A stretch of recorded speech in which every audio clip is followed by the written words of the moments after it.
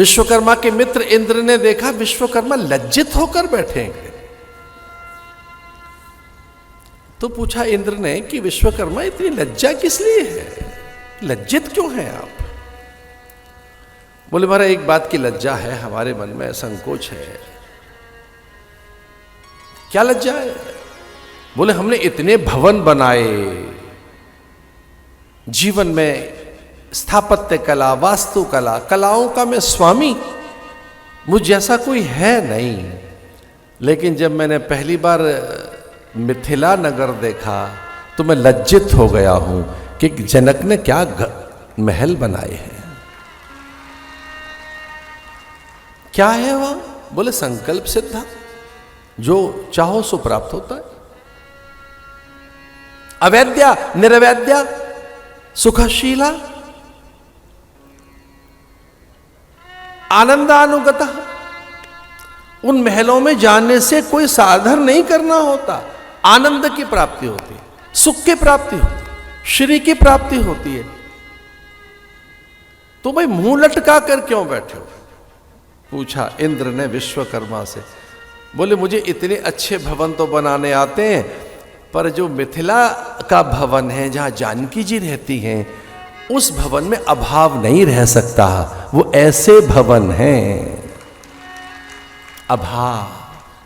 भैया घर ऐसा बनाओ जहां अभाव न रहे, वो बिना विचार के, बिना संस्कार के नहीं बन सकता।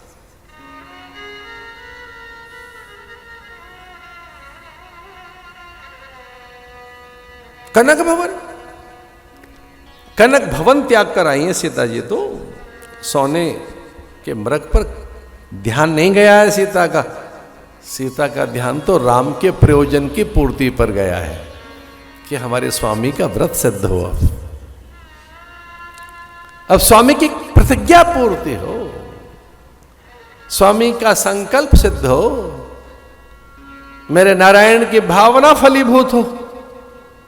इसे राम मुस्कुराते हुए उठे थे कि सीते पहली बार तो कुछ मांगा है, मैं लेकर आया इस मृग को। क्योंकि बस इतना सुना और मृग दौड़ा था। मृग तो माया भी,